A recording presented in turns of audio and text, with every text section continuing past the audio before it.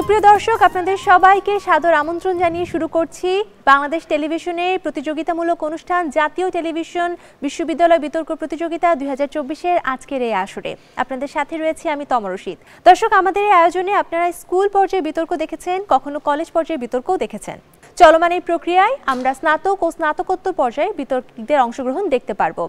আমাদের এই বিতর্ক প্রতিযোগিতার মধ্য দিয়ে আপনারা সুস্থ বিনোদন পাবেন।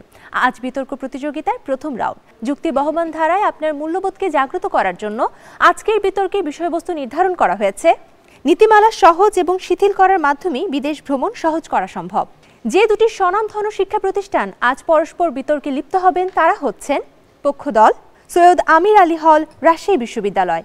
বিপক্ষ দলে রয়েছে শহীদ নাজমুল আহসান হল, বাংলাদেশ কৃষি বিশ্ববিদ্যালয়।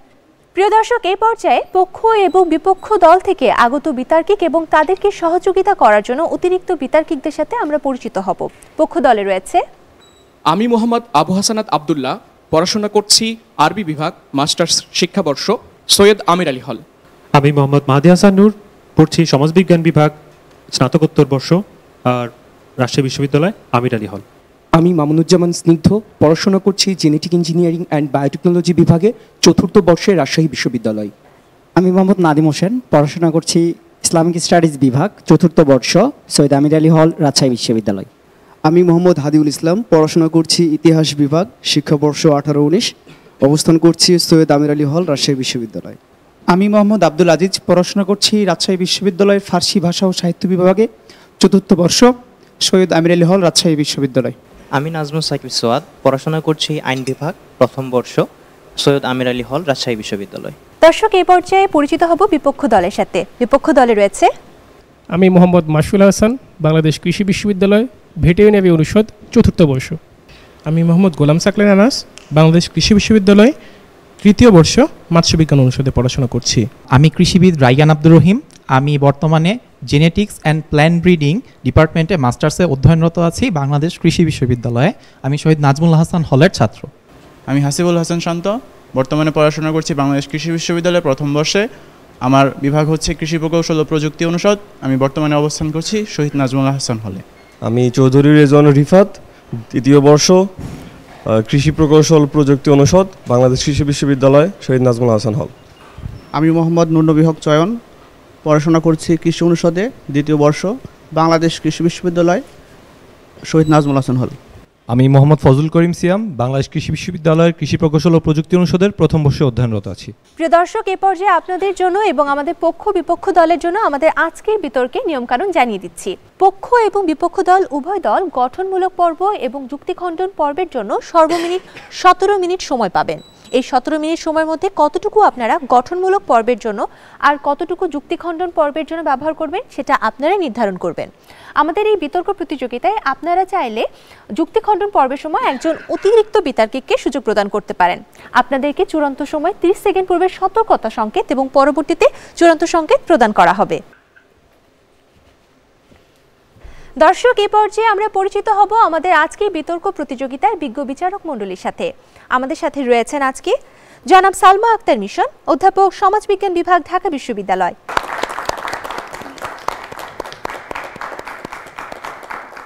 আমাদের সাথে রয়েছেন জনাব রথীন্দ্রনাথ দত্ত, প্রাক্তন বিতার্কিক, বিতর্ক সংগঠক এবং মুক্তিযুদ্ধ বিষয়ক মন্ত্রণালয়ের যুগ্ম সচিব।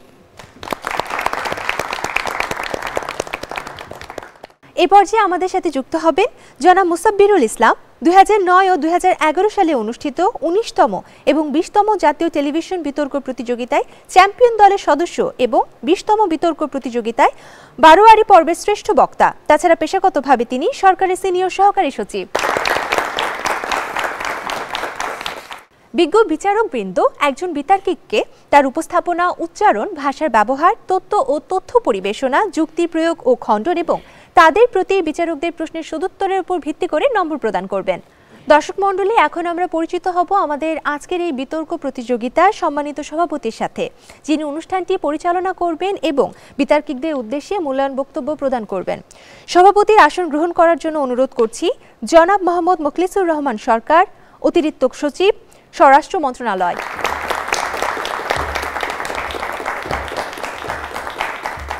এই পর্যায়ে আমি আমাদের আজকে বিতর্ক প্রতিযোগিতার সম্মানিত সভাপতিকে অনুষ্ঠানটি পরিচালনা করার জন্য অনুরোধ করছি।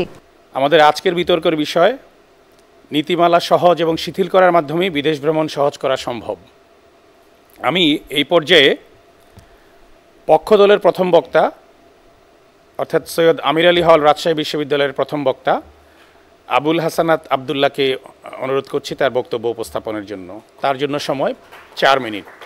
ধন্যবাদ মাননীয় সভাপতি, বিজ্ঞ বিচারক মণ্ডলী আমাকে বক্তব্য প্রদানের সুযোগ প্রদান করার জন্য। মাননীয় সভাপতি, আমি কখনো যাইনি জলে, কখনো রাখিনি চোখ, ডানা মেলা গাংচিলে। মাননীয় সভাপতি, আবার যেদিন আপনি সমুদ্র স্নানে যাবেন আমাকে সাথে নেবেন তো? মাননীয় সভাপতি, আমি জানি আপনি চাইলেই আমাকে ইতালির রবার্টো ফার্নসের পালমাঙ্গিয়া কিংবা তুরস্কের বুলুলেগনে নিতে পারবেন না।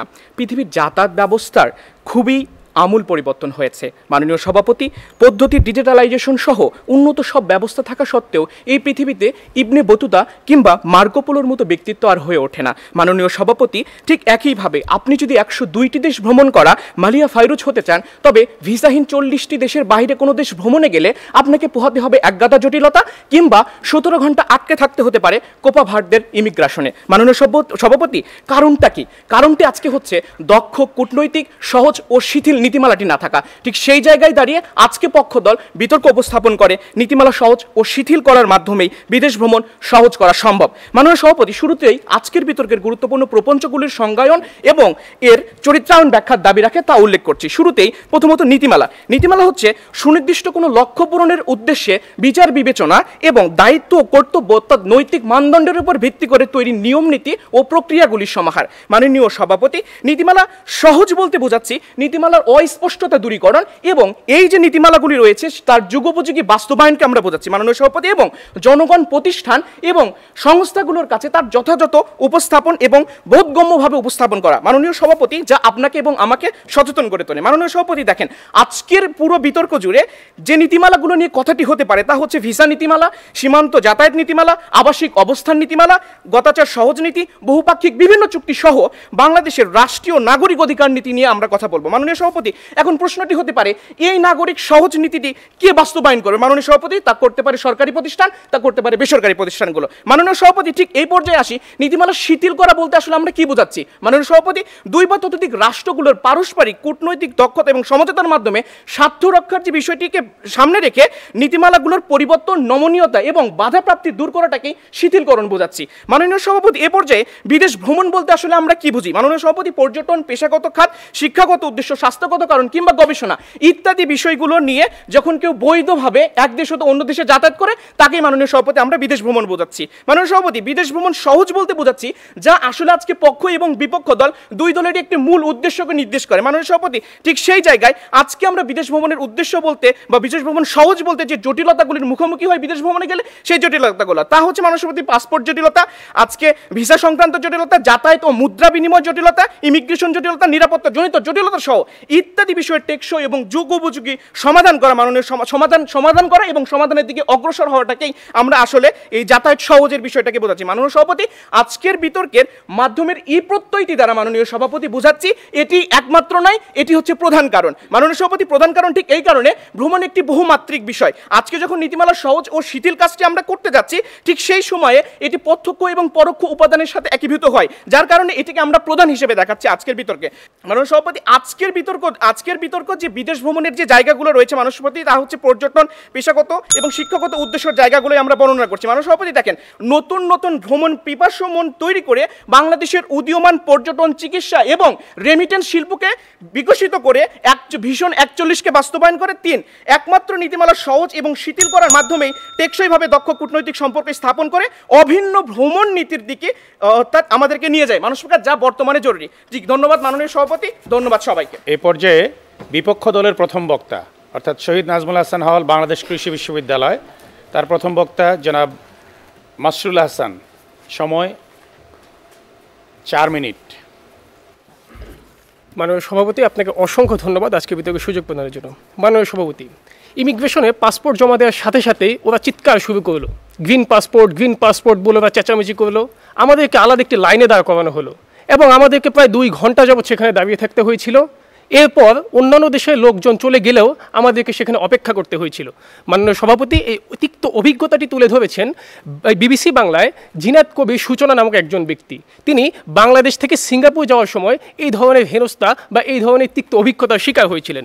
মাননীয় সভাপতি, এই যখন বাংলাদেশের অবস্থা, অর্থাৎ গ্রিন পাসপোর্ট বা আমার দেশের পাসপোর্ট দেখানোর কারণে একটি দেশের ইমিগ্রেশনে আমার দেশের নাগরিককে হেনস্থার শিকার হতে হয়, সেই জায়গায় দাঁড়িয়ে আজকে আমাদের বিতর্কে বিষয় নির্ধারিত হয়েছে নীতিমালা সহজ ও শিথিল করার মাধ্যমে বিদেশ ভ্রমণ সহজ করা সম্ভব। মাননীয় সভাপতি, এই বিতর্কের বিপক্ষে অবস্থান করছি। আজকের বিতর্কে যে বিষয়গুলো সংজ্ঞায়নের দাবি রাখে, নীতিমালা জিনিসটা কি? নীতিমালা হলো নির্দিষ্ট নির্দেশনা বা রীতি, যা মূলত কোনো দেশের সরকার ও জনগণের উপকারের জন্য বা তাদের কাজে ব্যবহৃত হয়ে থাকে। এখন মাননীয় সভাপতি, এই নীতিমালাগুলো বিভিন্ন রকম হতে পারে কাজের ধরন অনুযায়ী, যেমন সরকারি নীতিমালা, সামাজিক নীতিমালা, ব্যক্তিগত নীতিমালা বা অন্যান্য নীতিমালা। বিদেশ ভ্রমণের জন্য যে নীতিমালা প্রণয়ন করা হয় তা মূলত সরকারি নীতিমালার আওতায় পড়ে। এই নীতিমালায় সরকারি কোনো দায়িত্বপ্রাপ্ত মাধ্যম বা প্রতিষ্ঠান যে ব্যক্তি বিদেশ যেতে চান তার কিছু নির্দেশনা প্রদান করে থাকেন এবং তাকে কিছু যাচাই বাছাই প্রক্রিয়ার অনুসরণ করতে হয়ে থাকে। মাননীয় সভাপতি, নীতিমালা সহজ ও শিথিল বলতে কি বোঝায়? নীতিমালা সহজ বলতে বোঝানো হচ্ছে এই যে যাচাই বাছাইয়ের প্রক্রিয়াগুলো, এই প্রক্রিয়াগুলোকে কমানো এবং নির্দেশনাগুলিকে সংক্ষিপ্ত করা। মাননীয় সভাপতি, বিদেশ ভ্রমণ বলতে আমরা বোঝাচ্ছি বাংলাদেশ থেকে বিদেশে 3টি কাজে যেতে পারে, সরকারি কাজে অথবা চিকিৎসার কাজে অথবা ঘুরতে। মাননীয় সভাপতি, এখানে কর্মস্থলে যারা লম্বা সময় যাবৎ বিদেশে যাপন করেন তারা আসলে বিদেশ ভ্রমণে না, তারা মূলত বিদেশে থাকার জন্য বা কর্মসংস্থানের উদ্দেশ্যে যান। এখন মাননীয় সভাপতি, আমাদের আজকে বিতর্কের সবচেয়ে বড় বিরোধিতার জায়গা কোনটি?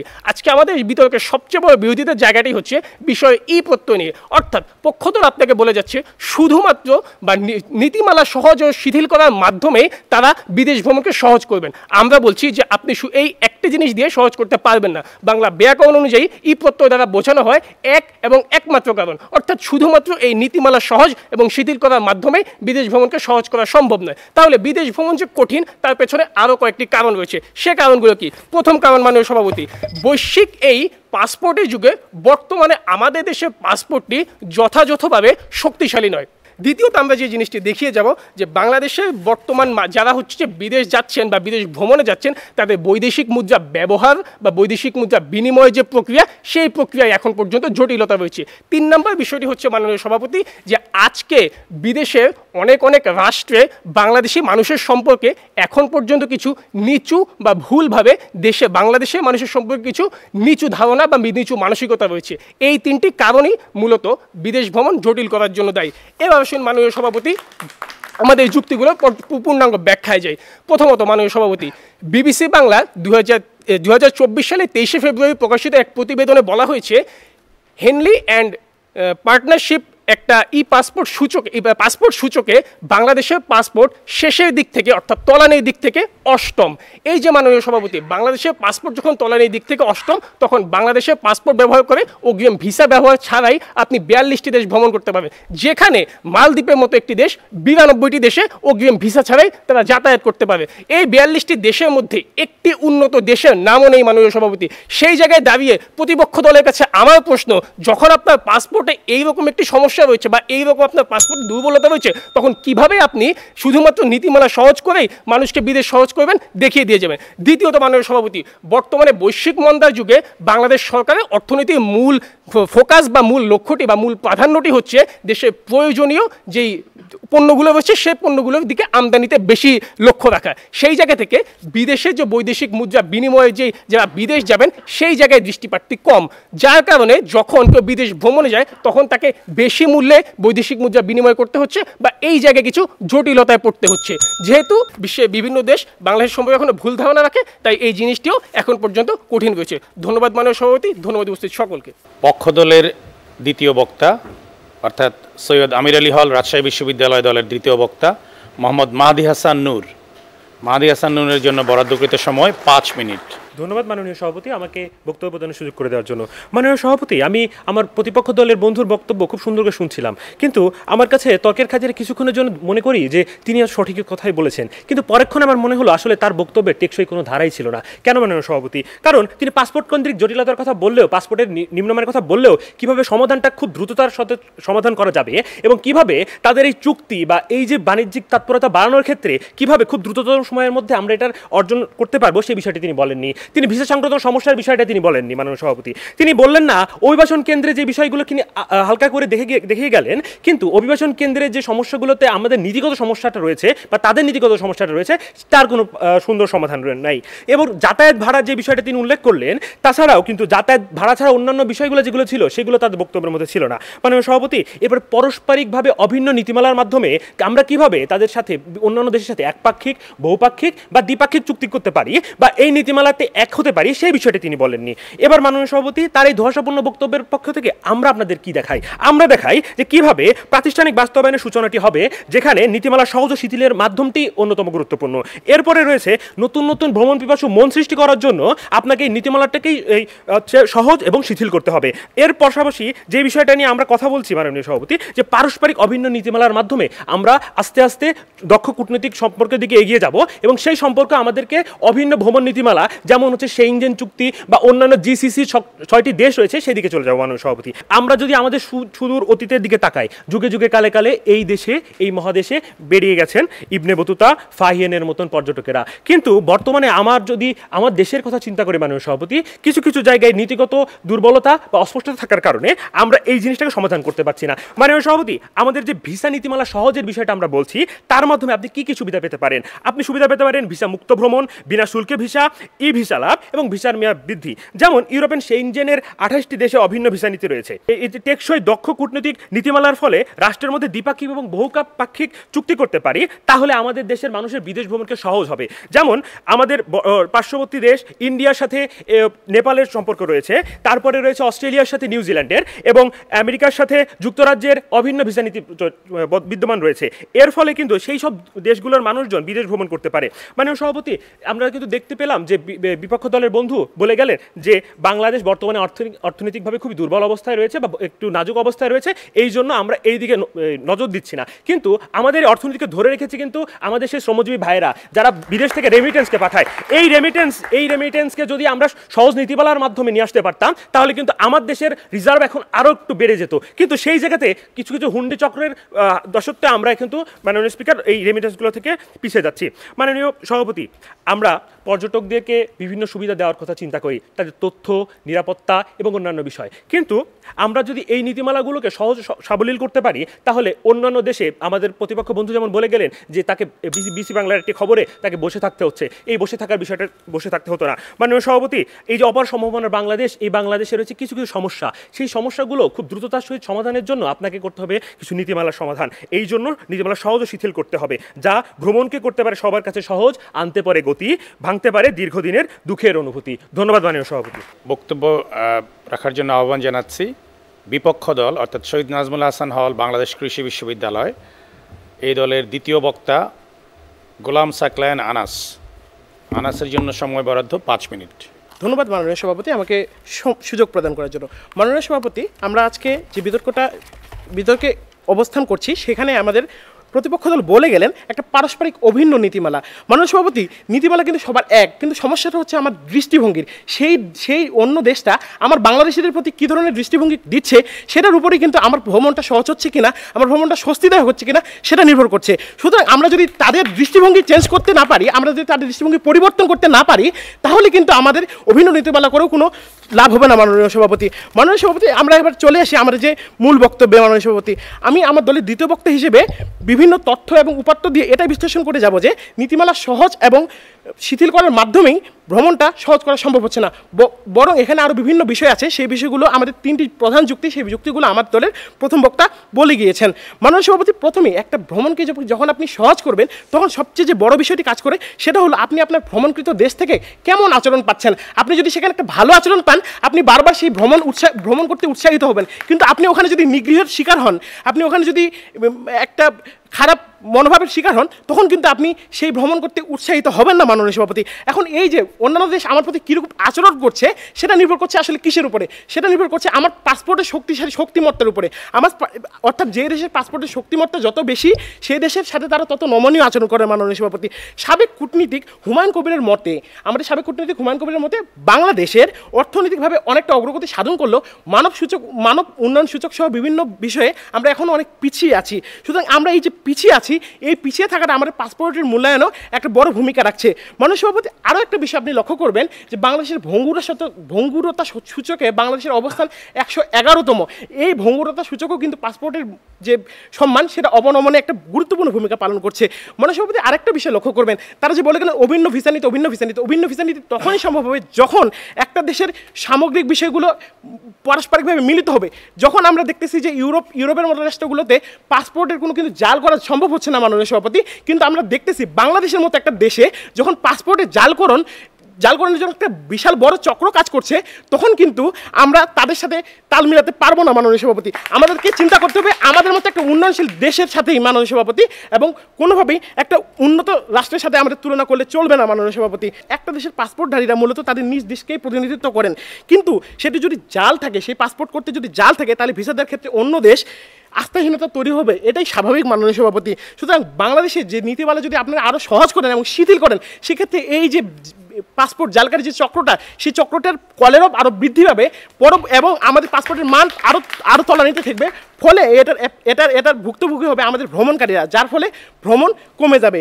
মাননীয় সভাপতি, আমাদের দ্বিতীয় যে যুক্তিটি সেটা হচ্ছে বৈদেশিক মুদ্রা ব্যবহারের স্বস্তি নেই মাননীয় সভাপতি। অতি প্রয়োজনে আমদানি, ব্যবসা বাণিজ্য সহ অর্থনৈতিকভাবে গুরুত্বপূর্ণ বিষয়গুলোর প্রতি একটা উন্নয়নশীল রাষ্ট্র সাধারণত মনোযোগ দিয়ে থাকে, এবং বাংলাদেশ যেহেতু একটা উন্নয়নশীল রাষ্ট্র, বাংলাদেশে এক্ষেত্রে ব্যতিক্রম নয়। এবং আমাদের তাই বিদেশ ভ্রমণ খাতে ডলার ব্যবহার এবং প্রত্যাবাসনে আমাদের একটা স্বস্তি পাওয়া যাচ্ছে না মাননীয় সভাপতি। বণিক বার্তা 2023 সালে 14 ডিসেম্বর প্রকাশিত একটা প্রতিবেদন থেকে জানা যাচ্ছে যে আমাদের দেশে, বাংলাদেশের ভ্রমণ ব্যয় বেড়েছে 80%। মাননীয় সভাপতি, লক্ষ্য করুন, আপনি যখন আপনার ভ্রমণ ব্যয় দ্বিগুণ হয়ে যাবে, তখন কি আপনি আপনার ভ্রমণটা একটা স্বস্তিদায়ক হবে? তখন কি আপনি এই ভ্রমণকে মানে সহজ ভ্রমণ বলবেন না কঠিন ভ্রমণ বলবেন? প্রশ্ন রয়ে গেল আমার বিপক্ষ দলের কাছে। মাননীয় সভাপতি, সংবাদ মাধ্যমটি বলছে যে দেশে ডলারের সংকট থাকার কারণে বিদেশি এয়ারলাইন্সগুলো তাদের ডলার প্রত্যাবাসন ঠিকমতো করতে পারছে না। এই ডলার প্রত্যাবাসন করতে না পারার কারণে যে ক্ষতি হচ্ছে, সেই ক্ষতিটা তারা পুষিয়ে নিচ্ছে কাদের মাধ্যমে মাননীয় সভাপতি? আমাদের দেশের যারা ভ্রমণকারী আছে তাদের মাধ্যমে, অর্থাৎ তাদের কাছে বেশি টাকা নিয়ে তারা এই ভ্রমণ ক্ষতিটাকে পুষিয়ে নিচ্ছে। এই ভ্রমণ নীতিমালা সহজ করার মাধ্যমে আপনি কিভাবে এই ক্ষতিটাকে পুষিয়ে নেবেন, ভ্রমণ ব্যয় কমাবেন? প্রশ্ন রইল আমাদের প্রতিপক্ষ দলের কাছে। মানুষ বলতে আমাদের তৃতীয় যে বিষয়টা ছিল সেটা হচ্ছে আমাদের বিদেশিদের প্রতি যে বাংলাদেশের যে একটা দৃষ্টিভঙ্গি, সেটা যেমন বিদেশিদের একটা বর্ণবাদী মনোভাব আছে, অর্থনৈতিক সূচকে বাংলাদেশ একটু পিছিয়ে থাকে, তাদেরকে একটু নিচু মনমানসিকতা দেখা, এবং ধর্মীয় পরিচয়ের কারণে ধর্মীয় পরিচয় সহ বিভিন্ন কারণে বাংলাদেশের তারা একটু নিচু চোখে দেখে মাননীয় সভাপতি। এবং নীতিমালা সহজ এবং শিথিল করার মাধ্যমে এই যে দৃষ্টিভঙ্গি, সেটার পরিবর্তন সম্ভব নয়। এক পর্যায়ে এতগুলো কারণ থাকার পরেও শুধুমাত্র নীতিমালা শিথিল এবং সহজ করার মাধ্যমে কিভাবে ভ্রমণ সহজ হয় সেটা আমাদের বোধগম্য হয়ে উঠছে না মাননীয় সভাপতি। তা আমরা বিশ্বাস করি এই বিতর্কে আমরা জয়লাভ করি। এই পর্যায়ে বক্তব্য রাখার জন্য অনুরোধ করছি মামুনুজ্জামান স্নিগ্ধকে। মামুনুজ্জামান স্নিগ্ধ পক্ষ দল অর্থাৎ সৈয়দ আমির আলী হল রাজশাহী বিশ্ববিদ্যালয় দলের নেতা, তার জন্য সময় 5 মিনিট। মাননীয় সভাপতি, দুঃখিত, আজকে বিপক্ষ দল আসলে যে বিষয়গুলো নিয়ে কথা বলছে, অর্থাৎ আমাদের দেশের প্রতি মানুষের দৃষ্টিভঙ্গি খারাপ, আমাদের পাসপোর্টের মান কম, আমরা অর্থনৈতিকভাবে আসলে খুব বেশি অগ্রসর হতে পারিনি, এই জিনিসগুলো আসলে আমাদেরকে ভাবতে হয়। আজকে ওনারাই যখন আমাদেরকে বলেন আমাদের পাসপোর্টের মানটি খারাপ, আমাদের পাসপোর্টের মান বৃদ্ধি করতে হবে, আবার ওনারাই ওনাদের বিতর্কে যারা রেমিটেন্স যোদ্ধা, আমাদের ডেমোগ্রাফিক যে ডেভিডেন্টই আছে, তাদেরকে যখন আজকে বাদ দেন, কারণ ওই মানুষগুলোর যখন আপনি আজকে বাংলাদেশের নাগরিক অধিকারটি নিশ্চিত করতে পারেন না, ওই মানুষদের কর্মক্ষেত্রটি যখন আপনি নিশ্চিত করতে পারেন না, ওরাই তো আসলে অবৈধভাবে অভিবাসী হতে চায়। ওই মানুষগুলোর জন্যই তো আসলে দিনের পর দিন আসলে এই যে বাজে প্রক্রিয়া যাচ্ছে, পাসপোর্টের মান কমে যাচ্ছে, এই জায়গাটি আজকে যখন বিরোধী দল বিতর্ক থেকে পিছিয়ে আসে, সেই জায়গাটিতে আসলে আমরা পক্ষদল দেখাই। আজকে দেখেন, আপনার পাসপোর্টের মান যদি আপনি বৃদ্ধি করতে চান, আপনাকে দীর্ঘদিন একটু সময় লাগবে, কিন্তু এই যে দীর্ঘদিন একটি সময়ের মাধ্যম, এই সময়ের মধ্যে আপনি এই যে অভিবাসী বা এই যে পর্যটন শিল্পকে এগিয়ে নিয়ে যাবেন, এই জায়গাটিতে আপনি শুধুমাত্র নীতিমালা শিথিল এবং সহজ করা ছাড়া কোনোভাবেই আসলে বিদেশ ভ্রমণটি সহজ করতে পারবেন না। আজকে পক্ষদল বিতর্ক এই জায়গাটিতে করে। মাননীয় সভাপতি, দেখেন, আমরা আপনাদেরকে কি দেখাই, আজকে জাতীয় পর্যটন নীতিমালা 2010-এ কি বলে, অধ্যায় 5-এ রয়েছে যে সার্ক এবং বিমস্টেকের যে সমন্বিত, যে রাষ্ট্রের যে সমন্বিত পর্যটন নীতিমালা এবং ভ্রমণ সংক্রান্ত আন্তর্জাতিক প্রতিষ্ঠান UNWTO-র সাথে সমন্বিত উদ্যোগ, এবং অধ্যায় 6-এ বলা হয়েছে পর্যটকদের জন্য সহজ ভিসা প্রক্রিয়া এবং সহজ অভিবাসন আইন তৈরি করতে হবে, এবং সেখানে আরও বলা হয়েছে পর্যটন শিল্প বিকাশে আর্থিক বরাদ্দ বিশেষভাবে প্রদান করতে হবে। এই বিষয়গুলো আসলে বাংলাদেশ রাষ্ট্র সক্ষম, তার মানে এই জিনিসটি আসলে আমাদেরকে বোঝায় আমরা নীতিমালা সহজ এবং শিথিল করলে অবশ্যই আসলে বিদেশ ভ্রমণ সহজ করতে পারবো। মাননীয় সভাপতি দেখেন, আমরা আপনাদেরকে আসলে কি দেখাচ্ছি, আমাদের আজকে বাংলাদেশের ব্যাপারটিকে যদি দেখি, বাংলাদেশের জনশক্তি কর্মসংস্থান এবং প্রশিক্ষণ ব্যুরো BMET এর মতে 15 মাসে 15 লাখ বাংলাদেশি বিদেশে গিয়েছেন কর্মসংস্থানের জন্য। কারণ এই প্রক্রিয়াটি ক্রমবর্ধমান 3টি কারণে: 1, ওমান যখন কোটা প্রত্যাহার করে; 2, অনলাইন নিবন্ধন যখন আপনি সহজকরণ করেন; 3, প্রবাসী ব্যাংকের ঋণের নিয়মাবলী শিথিল করা। এই যে জিনিসগুলো, অর্থাৎ আপনি যদি আসলে এই ছোট্ট ছোট্ট জায়গাতেও আসলে নীতিমালা সহজকরণ এবং শিথিলকরণ করেন, তাহলে আমাদের জন্য বিদেশ ভ্রমণ সহজ হবে। তারা আমাদের কাছে প্রশ্ন করে আজকে আমরা পাসপোর্টের মান কিভাবে বৃদ্ধি করে আসলে ভ্রমণটি সহজ করব। আজকে দেখেন, বাংলাদেশ টেলিভিশন সহ আজকে প্রত্যেকটি টেলিভিশন চ্যানেলগুলো যদি আজকে আমাদের নাগরিক অধিকার নিয়ে যদি জনগণকে সচেতন করে, এবং শুধুমাত্র নীতিমালা আপনি বইয়ের পাতাতে বিবৃতি আকারে যদি না রাখেন, আজকে ডিজিটালাইজেশন প্রসেস সম্পন্ন হয়ে আমরা যখন আজকে স্মার্ট বাংলাদেশের দিকে যাচ্ছি, ঠিক এই জায়গাগুলোতে আমরা কিন্তু প্রচুর পরিমাণে সক্ষম। মাননীয় সভাপতি, একটু লক্ষ্য করুন তো, কারমা দেমার কথা বলছি, যে বাংলাদেশের প্রথম আজকে মেডিকেল ভিসায় ভারত থেকে এসে আমাদের বাংলাদেশের চিকিৎসা মন্ত্রীর তত্ত্বাবধানে তিনি চিকিৎসা নিয়ে আজকে সুস্থ হয়েছেন, এবং তিনি কিন্তু ভারত থেকে ব্যর্থ হয়ে বাংলাদেশে এসে চিকিৎসাটি নিয়েছিলেন। এটি কেন হয়েছে? কারণ আজকে যখন আমরা দেখি আমাদের বাংলাদেশ যখন মেডিকেল ভিসার এই ব্যাপারটি সহজ করে, এবং আজকে বাংলাদেশের স্বরাষ্ট্র মন্ত্রণালয়ের যে 2016 সালের ভিসা নীতিমালার সংশোধনীর মধ্যে আজকে 3টি বিষয়: no visa required for travel to Bangladesh 1, দ্বিতীয়ত বাংলাদেশ সরকারের নিবন্ধিত যে শিক্ষা প্রতিষ্ঠানগুলো আছে, সেই শিক্ষা প্রতিষ্ঠানে বাইরের থেকে আগত যে ভর্তিচ্ছু শিক্ষার্থী বা শিক্ষক বা গবেষকগুলো আছেন, এবং তৃতীয়ত যারা বিনা ভিসায় এসে অন অ্যারাইভেল ভিসা নিতে চান। এই প্রত্যেকটি জায়গায় সুস্পষ্টভাবে নীতিমালা তাদের কাছে তুলে ধরার সহজকরণ করা হয়েছে।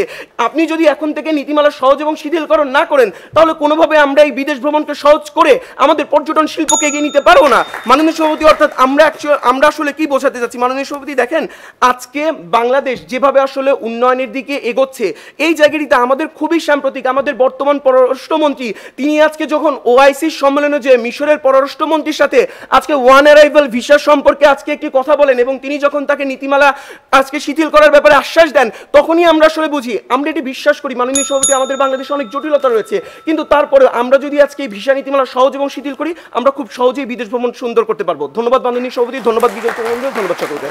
এই পর্যায়ে বক্তব্য নিয়ে আসবে বিপক্ষ দল অর্থাৎ শহীদ নাজমুল হাসান হল বাংলাদেশ কৃষি বিশ্ববিদ্যালয় দলের দলনেতা রায়্যান আব্দুর রহিম।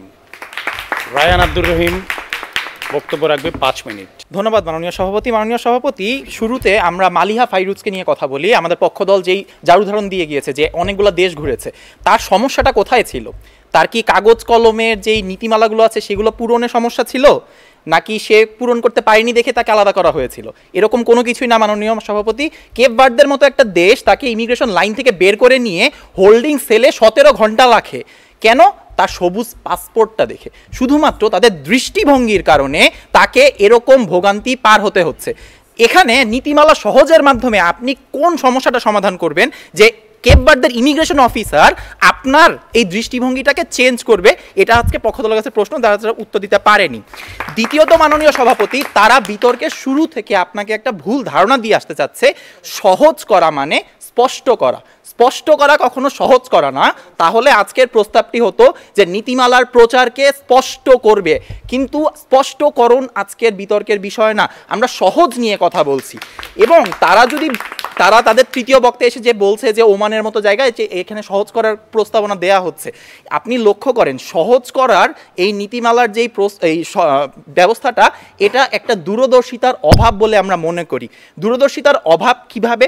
আপনি যদি লক্ষ্য করেন নীতিমালাগুলো এই হিসেবে শুরু করা হয় যে প্রত্যেকটা দেশের একটা নিরাপত্তা স্বার্থ থাকে, এবং সেই দেশ চায় যে বাংলাদেশ থেকে যাতে কোনো অপরাধী বা সন্ত্রাসী তার দেশে না যায়, তার দেশের ক্ষতি করার মানুষজন যাতে তার দেশে না যায়।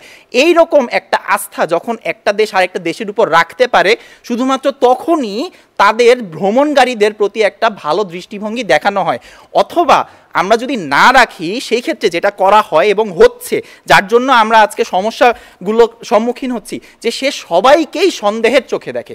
সে যখন সবাইকে সন্দেহের চোখে দেখে, সেই ইমিগ্রেশন অফিসার সে সবার প্রতি একটা অন্যায় করে বসে। এই যে এই দূরদর্শিতার অভাব, এক্ষেত্রে আমি যদি নীতিমালাকে আরও সহজ করি, সম্ভাবনা আছে যে অনেক মানুষ জাল পাসপোর্ট নিয়ে বা অন্যান্য প্রক্রিয়ায় সে অন্য একটা দেশে যাবে, এবং আমার সমস্যা 1 লাখ সন্ত্রাসী অন্য দেশে গেল কিনা তাতে নয়, একজন সন্ত্রাসীও যদি ওই দেশে যায় এবং ওই দেশে যদি কোনো একটা ঘটনা সে ঘটায়, এটা পুরো একটা দেশের উপর এই কলঙ্কটা চলে আসবে যে বাংলাদেশি এই কাজটা করছে। এবং পরবর্তীতে এই যে নীতিমালা সহজ করার মাধ্যমে আপনি যেটা সহজ করার প্রস্তাবনা দিচ্ছেন, এটা উল্টো আমাদের উপরেই আসবে যে না, আপনাদের আমরা বিশ্বাস করছি, কিন্তু আপনাদের ভ্রমণকারীদের বিশ্বাস করা উচিত ছিল না। এরপরে মাননীয় সভাপতি তারা ভুল তথ্য দেয় আপনাকে, যে 17টি মন্ত্রণালয়ে যে অনুমতি নেওয়া লাগে, এটা ছিল সত্যকারে ডিডিটি যে বাংলাদেশ থেকে সরিয়ে নেওয়া হয়, ডিডিটির যেই ফ্রান্সে নিয়ে এটাকে নিশ্চিহ্ন করার প্রসেস ছিল। ডিডিটি একটা খুবই ক্ষতিকর কেমিক্যাল, এটা পরিবেশের জন্য খুবই ক্ষতিকর, সেটা আমরা ফসলে দিয়ে থাকতাম রোগবালাই প্রতিরোধের জন্য। এইটাকে নেওয়ার জন্য আমাকে নিরাপত্তার খাতিরে আমাকে আর্মির কাছ থেকে, আমাকে নেভির কাছ থেকে, আমাকে স্বরাষ্ট্র মন্ত্রণালয়ের কাছ থেকে, আমাকে পররাষ্ট্র মন্ত্রণালয়ের কাছ থেকে, সবার কাছ থেকে নেওয়া লাগতো। এটা একটা আলাদা বিষয় যেখানে ভ্রমণকারীদের সাথে এটার কোনো সম্পর্ক নেই। এরপরে আমরা আসি ইউরোপিয়ান ইউনিয়নে তারা যে অভিন্ন নীতির কথা বলছে, এক্ষেত্রে আমরা লক্ষ্য করতে পারি ব্রিটেনের মতো দেশ কিন্তু এই অভিন্ন নীতির কারণে তারা একটা ক্ষতির সম্মুখীন হয়েছে দেখেই, তাদের দেশে মানুষ আসছে দেখেই, সমস্যা হচ্ছে দেখে তারা ইউরোপিয়ান ইউনিয়ন থেকে বের হয়ে আসছে। পরবর্তীতে রেমিটেন্স যোদ্ধাদের কথা বলছে, এটা আসলে আজকের বিতর্কের না, আমরা ভ্রমণকারীদের নিয়ে কথা বলছি, পার্মানেন্টলি যারা চলে যেতে যাচ্ছে তাদের জন্য না। মাননীয় সভাপতি, তাদের কাছে যে প্রশ্নগুলো রেখে গিয়েছি, তারা এখনও যেগুলোর উত্তর দিতে পারেনি, সেই প্রশ্নগুলো হচ্ছে যে প্রথমত তারা ভিসা এই নীতিগুলো সহজের মাধ্যমে কিভাবে পাসপোর্টের সম্মান বৃদ্ধি করতে পারবে, এই কোনো গ্যারান্টি দেয়নি। অর্থনৈতিক ব্যাপারকে তারা যে এত হেয় করছে, এটারও কোনো ব্যাপার নেই। এর মাধ্যমে আমরা বুঝতে পারি যে অর্থনৈতিক দিকে আমাদের যেই মূল লক্ষ্য, সেটা সবসময় আমাদের আমদানি নির্ভর। ধন্যবাদ। পরবর্তী পর্ব যুক্তি খণ্ডনের জন্য এই পর্যায়ে আমি অনুরোধ জানাচ্ছি মামুনুজ্জামান স্নিগ্ধ সৈয়দ আমির আলী হল, রাজশাহী বিশ্ববিদ্যালয়, অর্থাৎ আজকের পক্ষ দলের দলনেতা। যুক্তি খণ্ডন চলবে 3 মিনিট। মাননীয় সভাপতি, আপনাকে অসংখ্য ধন্যবাদ। মাননীয় সভাপতি, আজকে একটু লক্ষ্য করুন তো, আপনি পাকিস্তান এবং ভারতের দুইটি মানুষ, তাদেরকে আসলে অনেকভাবে উন্নত করলেন বা তারা অর্থনৈতিকভাবে উন্নত হলো। আপনি কখনো পাকিস্তানের প্রতি ভারতের বা ভারতের প্রতি পাকিস্তানের যে ঐতিহাসিকভাবে চলে আসা নিজেদের মধ্যে যে আসলে যে খারাপ একটি দ্বন্দ্বমূলক সম্পর্ক, যেটি আসলে টেকে না, অর্থাৎ পাকিস্তান ভারতকে সহ্য করে না, ভারত পাকিস্তানকে সহ্য করে না, এই জিনিসটা আসলে কিভাবে টেকসইভাবে সমাধানটি করবেন? আজকে তিনি কিন্তু এর কোনো সমাধানটি দেন না, বরং ওনারা আমাদেরকে কি বলেন যে আজকে বাংলাদেশের মানুষকে হেয় করে দেখা হচ্ছে, বাংলাদেশের মানুষ সম্পর্কে আসলে ভুল তথ্য দেওয়া হচ্ছে, বাংলাদেশের মানুষকে আসলে অবহেলা করা হচ্ছে। এই জিনিসটি আসলে সম্পূর্ণরূপে ভুল। এক, দ্বিতীয়ত মাননীয় সভাপতি, দেখেন মূলত কাদের জন্য বিদেশ ভ্রমণ ব্যাপারটি সহজ করতে চেষ্টা করছেন? যেই রেমিটেন্স যোদ্ধারা আসলে মাননীয় সভাপতি দিনের পর দিন আপনার দেশে টাকা পাঠিয়ে আসলে আপনার অর্থনীতির চাকাকে সচল রাখছে, তাদেরকে আসলে তিনি আজকে এই জায়গা থেকে বঞ্চিত করলেন। তৃতীয়ত মাননীয় সভাপতি, দেখেন তারা আমাদেরকে কি দেখানোর চেষ্টা করে, 3টি বিষয়, অর্থাৎ নিচু ভুল ধারণা, ভুল মানসিকতা। এই ব্যাপারটি আপনি কিভাবে আসলে সহজ করতে পারবেন? আজকে বাংলাদেশ যখন উন্নত হচ্ছে, এমনও কিছু বাংলাদেশের মানুষ আছে যারা ফেসবুক বা সামাজিক যোগাযোগ মাধ্যম কেন্দ্রিক বাংলাদেশের উন্নয়নকে অপপ্রচার করছে, অপতথ্য চালাচ্ছে। এদেরকে যদি আপনি খুব বেশি গুরুত্বপূর্ণ মনে করেন, তাহলে আপনি কখনো এই বাংলাদেশের অগ্রযাত্রাকে স্বীকার করতে পারবেন না। আপনি আজকে যেই হন, আপনি আজকে ভ্রমণের জন্য, আনন্দের জন্য, পর্যটকের জন্য, রেমিটেন্সের জন্য যেখানেই যান না কেন, আজকে যদি একটি রাষ্ট্র অপর একটি রাষ্ট্রের সাথে কূটনৈতিক, তারা আমাদেরকে প্রশ্ন করলেন আমেরিকা যদি আজকে আমাদেরকে ভিসা নিয়ে জটিল করে, এটি তো কথা। আজকে দেখেন বাংলাদেশে আছে ম্যান পাওয়ার, আপনি যদি আজকে কাতারের সাথে করতে চান, কাতারের দরকার ম্যান পাওয়ার, আমার কাছে সেই ম্যান পাওয়ারটি আছে। এই যে দ্বিপাক্ষিক সহজ কূটনৈতিক জায়গা আপনি যখন নিয়ে আসবেন, এটি মানে এই না আপনি আপনার নিরাপত্তার জায়গাটি কমিয়ে আনবেন। তারা আজকে নিরাপত্তা সম্পর্কে প্রশ্ন করলো, অথচ একটি উদাহরণ কি দেখিয়েছে বাংলাদেশে যারা অন অ্যারাইভাল ভিসাতে এই দেশে এসেছে তারা কোনো সন্ত্রাসী কর্মকাণ্ড করেছে? এরকম কোনো উদাহরণ স্পষ্টত তারা আজকে এই বিতর্কে দেখাতে পারেনি। তার মানে আমি তো আবেগীয় অনেক কথা বলতেই পারি যে আমি আজকে ভিসা নিতে সহজ করলাম, আমার দেশের সন্ত্রাসী সয়লাভ হয়ে যাবে। এই ব্যাপারটি আসলে ভুল। এটি যদি আমি মেনেও নিই, সেটি হতে পারে 1%। দ্বিতীয়ত মাননীয় সভাপতি, দেখেন আমরা আরো কি দেখাতে চেয়েছি আপনাকে, আমরা দেখাতে চেয়েছি আজকে একটি ভ্রমণ সহজ করার জন্য মূলত বর্তমানে বাংলাদেশে যে জিনিসটি করা দরকার, সেটি হচ্ছে আজকে যে নীতিমালাগুলো করা হচ্ছে সেই নীতিমালাগুলো আজকে বিশ্ববিদ্যালয়ের কতজন শিক্ষার্থী আসলে তথ্য অধিকার আইন সম্পর্কে সচেতন, বিশ্ববিদ্যালয়ের কতজন শিক্ষার্থী আসলে বাংলাদেশে যে নাগরিক অধিকার মালা আছে সেগুলো সম্পর্কে সচেতন। আপনি যদি এগুলো সহজকরণ করেন তাহলেই এই বাংলাদেশ এগিয়ে যাবে, ভ্রমণ সহজ হবে, সুন্দর হবে। ধন্যবাদ মাননীয় সভাপতি। এই পর্যায়ে যুক্তি খণ্ডনের জন্য আসছে রায়হান আব্দুর রহিম। রায়হান আব্দুর রহিম বিপক্ষ দল অর্থাৎ শহীদ নাজমুল হাসান হল বাংলাদেশ কৃষি বিশ্ববিদ্যালয় দলের দলনেতা। ধন্যবাদ মাননীয় সভাপতি। বিতর্কে এই মুহূর্তে যুক্তির দিক থেকে আমরা বিশ্বাস করি আমরা এগিয়ে আছি, কারণ তারা বলে যাচ্ছে যে কিভাবে তারা এই শিথিল করার মাধ্যমে ভ্রমণকে সহজ করবে, কিন্তু তারা আসলে ব্যাখ্যা করতে পারেনি যে কোনভাবে আসলে সহজ করার মাধ্যমে একটা মানুষ যার পকেটে হয়তো টাকা নাই, যে হয়তো ডলার এক্সচেঞ্জ করার সময় অনেক জটিলতা পরিণাম ফেস করতেছে, এদিক দিয়ে সে যখন বাইরে যাচ্ছে সে বর্ণবাদের শিকার হচ্ছে, সে অর্থনৈতিক পরিচয়ের জন্য কাতারে গিয়েও দুবাইয়ে গিয়েও সে ভাবতেছে যে তাকে মানুষ এভাবে তার সাথে ব্যবহার করছে, যে সে যেখানে লেবারের দেশ থেকে আসছে, এরকম কিছু অনেক সমস্যার পরেও কিভাবে আসলে তার ভ্রমণটা সহজ হয় সেটা পক্ষদল ব্যাখ্যা করতে পারেনি। আমরা একটু প্রশ্নের উত্তরগুলো দিয়ে যাই। প্রথমে তারা আমাকে বলছে যে আমরা আসলে কোনো সমাধান দিতে পারিনি। আমরা বিশ্বাস করি আমাদের সমাধান এখানেই নিহিত যে তারা যে দ্বিপাক্ষিক চুক্তির কথা বলছে এই দ্বিপাক্ষিক চুক্তিগুলো এবং কূটনৈতিক যেই সম্পর্কগুলো এগুলোকে উন্নতি করতে হবে, কিন্তু শিথিলের মাধ্যমে নয়। শিথিলের মাধ্যমে আসলে এই চুক্তিগুলো উন্নতি হয় না। দ্বিতীয়ত আমাদের অর্থনৈতিক উন্নতির দিকে আমাদেরকে মনোযোগ দিতে হবে, কারণ আমাদের যে তারা যে বলছে যে আমাদের অর্থনৈতিক উন্নতি এইভাবে আসবে না, হ্যাঁ কিন্তু আসছে তো। আমরা অর্থনৈতিক সূচকে স্বাধীনতা 53তম বছরে অনেক এগিয়েছি। এইটার দিকে আমরা যদি আরও মনোনিবেশ করি, আমাদের যে আমদানি রপ্তানি এগুলো যখন আরও বৃদ্ধি পাবে তখন আমাদের যেই পরিচয় বিশ্বব্যাপী সেটা স্বাভাবিকভাবেই অনেক উন্নত হবে। তৃতীয়ত আমাদের শিক্ষার বিনিয়োগের মাধ্যমে আমরা এই স্বার্থ হাসিল করতে পারি। কিভাবে? আমরা শিক্ষা যত বিনিয়োগ করব আমাদের দেশ থেকে শিক্ষা এবং যে রিসার্চ সেক্ষেত্রে আমাদের দেশ থেকে অনেক উদ্ভাবন হবে, সেই উদ্ভাবনের মাধ্যমে আমরা আসলে বিশ্বের দরবারে আমাদের পরিচয়কে রাখতে পারবো। এইভাবে আমরা আসলে আমাদের ভ্রমণগুলোকে সহজ করতে পারি, যেখানে আমাদের পরিচয় অনেক বড় একটা সম্পদ। মাননীয় সভাপতি তারা যে স্পষ্ট করার ব্যাপারে অনেক কথা বলে আসছে। প্রত্যেকটা মন্ত্রণালয়ের ওয়েবসাইট আছে, প্রত্যেকটা মন্ত্রণালয় এখন তাদের যে নিয়ম কানুন সেগুলো খুব সহজেই ওয়েবসাইটে উপস্থাপন করে রাখছে। যারা শিক্ষিত তারা সবসময়ই ওয়েবসাইট একবার ভিজিট করে নেয়, এবং আমরা যদি বলি যে এমন মানুষ যারা ওয়েবসাইটকে অ্যাক্সেস করতে পারে না তাদের কাছে আমরা আসলে ইন্টারনেটের সুবিধা প্রোভাইড করব, তাদেরকে আমরা শিক্ষিত করার প্রসেসে আগাবো। রেমিটেন্স আসলে ভ্রমণ নয়, এবং ট্যুরিজমের ক্ষেত্রে তারা উল্টো কথা বলছে। আমরা দেশে আনার কথা বলছি, দেশ থেকে বের করার না। ধন্যবাদ। এ পর্যায়ে প্রশ্নোত্তর পর্ব। উভয় দলকে একটি করে প্রশ্ন করবেন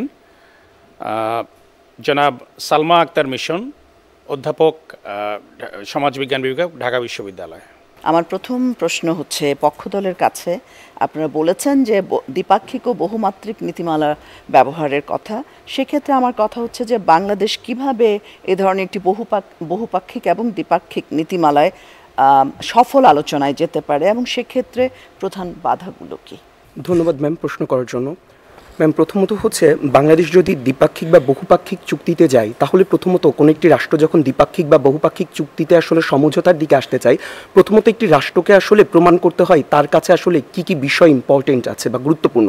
যেমন আমরা যদি বাংলাদেশের ক্ষেত্রে কোনো একটি রাষ্ট্রের বিশেষ করে ভ্রমণের কথাই যদি বলি, যদি দ্বিপাক্ষিক বা বহুপাক্ষিক চুক্তিতে আসতে হয়, তাহলে আমাদের কাছে সবচেয়ে যে বড় ম্যান পাওয়ারটি আছে সেটি হচ্ছে আমাদের যে ডেমোগ্রাফিক ডিভিডেন্ড, অর্থাৎ আমাদের কাছে আমাদের প্রচুর পরিমাণে জনগণ আছে এক। দ্বিতীয়ত আমাদের বাংলাদেশে যে প্রচুর পরিমাণে পর্যটন যে এরিয়াগুলো আছে, এই এরিয়াগুলো যদি আমরা ভ্রমণের ক্ষেত্রে বলি বা আজকে যে কোনোভাবে হতে পারে, অর্থাৎ আমাদের বাংলাদেশে কি কি গুরুত্বপূর্ণ জায়গা আছে বা গুরুত্বপূর্ণ বিষয়গুলো আছে সেই বিষয়গুলো যদি আমরা তুলে ধরতে পারি, এগুলো হচ্ছে আমাদের কাছে মেন দ্বিপাক্ষিক বা আমাদের গুরুত্ব বোঝানোর জন্য। এবং সেক্ষেত্রে আমাদের যে বাধাগুলো আছে, বাধাগুলো মূলত আসলে দ্বিপাক্ষিক বা বহুপাক্ষিক জায়গাতে হতে পারে। যেমন হচ্ছে আমাদের রাষ্ট্রের যদি আসলে আইনের শাসন, গণতন্ত্র বা এই যে আমাদের যে সামাজিক বা নীতিমালার যে অবক্ষয়গুলো আছে, সামাজিক বা মানবিক মূল্যবোধের যে অবক্ষয়গুলো আছে, যেগুলো আমরা সকলে চেষ্টা করছি উন্নীত করার জন্য, এই জিনিসগুলো আসলে যখন একটি রাষ্ট্রের নীতিমালার জায়গা দিতে হয়ে দাঁড়ায় তখন এই জিনিসগুলো আসলে বাধা হয়ে দাঁড়ায়। ধন্যবাদ। বিপক্ষ দলের কাছে আমার প্রশ্ন হচ্ছে বাংলাদেশে পাসপোর্টের বিশ্বমানের কথা আপনারা বলেছেন, তো ভিসার ক্ষেত্রে বাংলাদেশ পাসপোর্টের বিশ্বমানের বাড়াতে কি কি প্রতিবন্ধকতা কাজ করছে এবং কি পদক্ষেপ নেওয়া যেতে পারে সেটি বাড়ানোর ক্ষেত্রে? ধন্যবাদ ম্যাম আমাকে প্রশ্নটি করার জন্য। আমরা বিশ্বাস করি বাংলাদেশের পাসপোর্টের যেই মান সেটার বিপক্ষে যেই অন্তরায়গুলো আছে তার মধ্যে প্রথমটা হচ্ছে অর্থনৈতিক অবস্থা। একটা দেশ যখন একটা পাসপোর্টকে অনেক বেশি মান দিতে চায় তখন সে দেখে যে এই পাসপোর্টধারী মানুষ এসে আমার দেশে বিনিয়োগ করতে পারবে কিনা বা আমার সেবা গ্রহণ করার মাধ্যমে তার দেশের সম্পদ বা টাকাগুলো আমাদের দেশে দিয়ে যেতে পারবে কিনা। প্রথমে অর্থনৈতিক অবস্থা আমরা বাধা মনে করি। দ্বিতীয়ত মানব উন্নয়ন সূচক এবং যেই মানব উন্নয়ন সূচক এবং যেই নিরাপত্তা ক্ষেত্রে যে ঝুঁকি, এই দুইটা জিনিসের উপর পাসপোর্টের শক্তিমত্তা নির্ভর করে। তৃতীয়ত ভূরাজনৈতিক প্রভাব, এই ভূরাজনৈতিক প্রভাবের উপরেও আমাদের পাসপোর্টের লিমিটেশনস নির্ভর করে। আমরা বিশ্বাস করি অর্থনৈতিক অবস্থায় আমরা এগিয়ে যাচ্ছি। আমরা যেভাবে অর্থনৈতিক যে নীতিমালাগুলো প্রণয়ন করছি, আমরা যেরকম ইপিজেডগুলো তৈরি করছি আলাদা আলাদা দেশের জন্য, এই জিনিসগুলো আমাদের অর্থনৈতিক উন্নতিতে সফলতা আনবে। মানব উন্নয়ন সূচকের দিকেও আমরা দিনের পর দিন এগিয়ে যাচ্ছি। এবং তৃতীয়ত ভূরাজনৈতিক প্রভাবের ক্ষেত্রে দ্বিপাক্ষিক চুক্তির মাধ্যমে আমরা আসলে এটা অর্জন করতে পারি। কিভাবে? আমাদের যেই আদান প্রদানের জিনিসগুলো আছে, কৃষি সামগ্রী, কাঁচামাল বা আমাদের যে ইন্টেলেক্ট, সেগুলো আমরা রপ্তানি করতে পারি। ধন্যবাদ। আমরা আজকে একটি অত্যন্ত প্রাণবন্ত বিতর্ক প্রাণ ভরে উপভোগ করলাম। আমি দুই পক্ষকে আন্তরিকভাবে অভিনন্দন জানাই, ধন্যবাদ জানাই।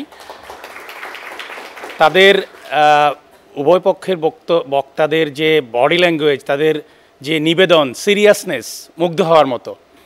এখানে যে আজকের যে বিষয়বস্তু, সেখানে দেখা যাচ্ছে যে নীতিমালা সহজ এবং শিথিল করার মাধ্যমেই বিদেশ ভ্রমণ সহজ করা সম্ভব। সাধারণভাবে চিন্তা করলে যে হ্যাঁ, নীতিমালা সহজ হচ্ছে, শিথিল হচ্ছে, কাজে ভ্রমণ সহজ হবে, এটাই স্বাভাবিক। কিন্তু সমস্যাটি বাঁধিয়েছে একটি যোগ করে এই বিষয়টি বিতর্কিত একটা স্টেটমেন্ট বা বিবৃতি হয়ে গিয়েছে এবং সেই কারণে দুই পক্ষ একটি চমৎকার বিতর্ক করতে সক্ষম হয়েছে। পক্ষদল বলার চেষ্টা করেছে যে নীতিমালা কিছু জটিলতা আছে, কিছু অস্পষ্টতা আছে, এইসব যদি সহজ করা হয় তাহলে বিদেশ ভ্রমণটা সহজ হবে। এবং আমি বলবো যে দুই দলই তাদের প্রারম্ভিক বক্তা খুব সুন্দরভাবে বক্তব্যের তাদের দলের প্রারম্ভিক ভিত্তিটি গড়ে দিয়েছেন, সুন্দরভাবে বিশ্লেষণ করে দিয়েছেন। এখানে দেখা যাচ্ছে যে বিপক্ষ দল থেকে কিছু কথাবার্তা এসেছে যে এরকম যে আমাদের গ্রিন পাসপোর্টের কারণে হয়রানির শিকার হতে হয়। একটি দেশের যে বৈশ্বিক ক্ষেত্রে একটি দেশের যে ভাবমূর্তি, সেই কারণে অনেক সময় হয়রানির শিকার হতে হয়, এটি সত্য। এর পিছনে অর্থনৈতিক কারণ আছে, একদম দৃশ্যমানভাবে। অর্থনৈতিক কারণ তো অনেক বৃহত্তর পরিসরে বলা। আমি দেখলাম যে এখানে ভ্রমণটাকে একটু ছোট পরিসরে দেখানোর একটা চেষ্টা করা হয়েছে যে যদি কেউ দীর্ঘদিনের জন্য থাকে সেটা নাকি ভ্রমণ না। আসলে দীর্ঘদিনের জন্য থাকতে হলেও তো তাকে ভ্রমণ করতে হয়, সুতরাং ভ্রমণটা এটার মধ্যেই পড়ে। আর আরেকটা জিনিস আমার মনে হয়েছে যে দুই দলের চিন্তার মধ্যেই কেন ভ্রমণটা একপাক্ষিক মনে হয়, যেন শুধু বাংলাদেশ থেকে বাইরে যাওয়া।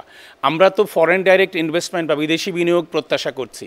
সেখানে আমাদের দেশের যদি নিয়মকানুন আমরা ইজি করি, যেমন আমাদের বলা আছে যে ওয়ান স্টপ সার্ভিস বিনিয়োগ বোর্ডে বা এখন যেটার নাম হচ্ছে বাংলাদেশ বিনিয়োগ উন্নয়ন কর্তৃপক্ষ, ওয়ান স্টপ সার্ভিস, খুব দ্রুত তাদের সব কিছু ক্লিয়ার করে দেওয়া হচ্ছে, ফলে বিদেশি বিনিয়োগকারীরা আগ্রহী হচ্ছে। কাজে নিয়ম নীতির মাধ্যমে তাদেরকেও, তাদের ভ্রমণও যেন বাংলাদেশে তারা স্বাচ্ছন্দ্যে আসেন এবং আরও বেশি বেশি আসেন, সেটারও একটা বিষয় আছে।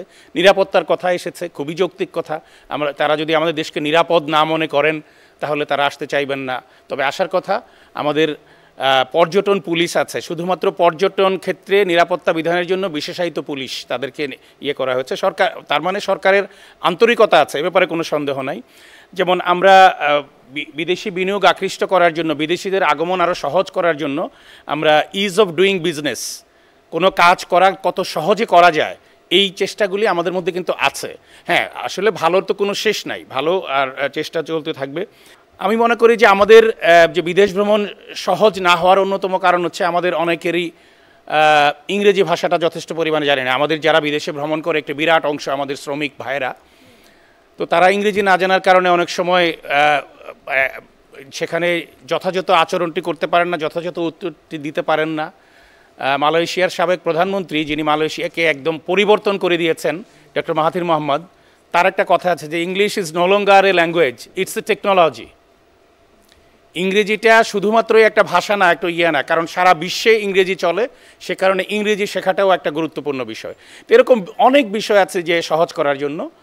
তো তারপরেও সবার ক্ষেত্রে সর্বশেষে এই কথাটি বলতে চাই যে আজকের বিতর্কের দুই দলকেই আমি প্রাণ ভরে দোয়া করি তাদের জন্য, তারা অনেক ভালো করেছে। ছোটবেলায় পুরস্কার একটা ছবি দেখেছিলাম, ওখানে একটা গান আছে, হার জিত চিরদিন থাকবে তবুও এগিয়ে যেতে হবে, বাধা বিঘ্ন না পেরিয়ে বড় হয়েছে কে কবে। তো সুতরাং বাধা বিঘ্ন থাকবে, তারপরেও এগিয়ে যেতে হবে। উভয় দলের জন্য অনেক অনেক শুভকামনা। এই পর্যায়ে আমি আজকের বিতর্ক অনুষ্ঠানের উপস্থাপিকাকে অনুরোধ করছি ফলাফল ঘোষণার জন্য।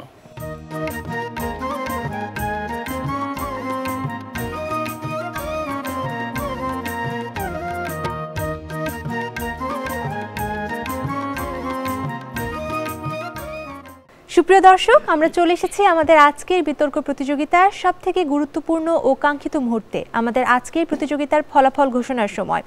আমার হাতে চলে এসেছে ব্যালট এবং এই ব্যালটের মধ্যে সংখ্যাগরিষ্ঠ ব্যালট অর্থাৎ 3টি ব্যালটের মধ্য থেকে 2টি ব্যালট যে দল পাবেন সেই দলই হবে আজকে আমাদের বিজয়ী দল এবং একই নিয়ম আমাদের আজকে শ্রেষ্ঠ বিতার্কিক নির্বাচনের ক্ষেত্রেও হবে। আমি প্রথমে আমাদের আজকে যে সবুজ ব্যালট আছে সেখান থেকে নামগুলো পড়ছি। আমাদের আজকের এই প্রতিযোগিতার প্রথম সবুজ ব্যালট অনুযায়ী আমাদের এই প্রতিযোগিতার বিজয়ী দল বিষয়ের পক্ষে সৈয়দ আমির আলী হল রাজশাহী বিশ্ববিদ্যালয়। এবার দ্বিতীয় ব্যালট অনুযায়ী আমাদের আজকের এই বিতর্ক প্রতিযোগিতার বিজয়ী দল পক্ষ দল সৈয়দ আমির আলী হল রাজশাহী বিশ্ববিদ্যালয়। দর্শক, সংখ্যাগরিষ্ঠ ব্যালট হিসেবে আমরা আমাদের আজকের বিজয়ী দল পেয়ে গেছি, তবুও নিয়ম রক্ষার্থে আমি পরবর্তী ব্যালট থেকে আমাদের আজকের এই প্রতিযোগিতার বিজয়ী দলের নাম পড়ছি।